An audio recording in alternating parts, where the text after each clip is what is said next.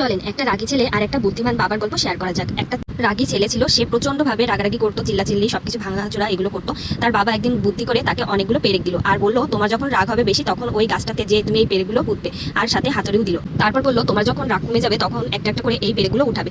তখন প্রথম দিন সেই ছেলেটা অনেক বেশি পেরেক পুঁতলো, দ্বিতীয় দিন তার থেকে একটু কম, এইভাবে আস্তে আস্তে কমে আসছিল আর দেন পেরেকগুলো উঠাচ্ছিল। একদিন দেখে তার বাবা সে আর কোনো পেরেক পুঁতিনি ওই গাছে। তখন সে ছেলেকে ডাক দিল আর বললো, তুমি আজকে কোনো পেরেক পোতনি কেন? গাছে পেরেক পোতা রাগ কমে গেলে সেই পেরেকটা আবার তোলা এটা অনেক বেশি কষ্টের, তার থেকে রাগটাই কন্ট্রোল করা অনেক বেশি ভালো। তখন তার বাবা বলল, তুমি গাছটার দিকে তাকাও, তোমার হয়তো এখন রাগটাও অনেক বেশি কন্ট্রোল হয়ে গিয়েছে, কিন্তু দেখো তো গাছের সেই ক্ষতটা কিন্তু অনেক বেশি রয়েছে। হয়তো তুমি পেরেকগুলো উঠিয়েছো কিন্তু গাছের সেই ক্ষতটা তুমি উঠাতে পারোনি। তেমন তোমার যখন রাগ হতো তখন তুমি রাগে অনেক বেশি খারাপ ব্যবহার করতে, হয়তো পরে সব ঠিক হয়ে যেত, কিন্তু আমার ভিতরে লাগা যে কষ্ট সেটা কিন্তু মুছতো না। তো এইভাবেই ছেলেটা আর বাবার মধ্যে অনেক সুন্দর বন্ডিং হয়ে গেল আর ছেলেটাও অনেক বুঝলো, তারপর থেকে আর কোনোদিন রাগ করতো না। তো আমরা এই গল্প থেকে এটা শিক্ষা পাই যে কোনো মানুষকে আপনি উল্টোপাল্টা রাগের মাথায় বললেও সে কিন্তু পরবর্তীতে ওই কথা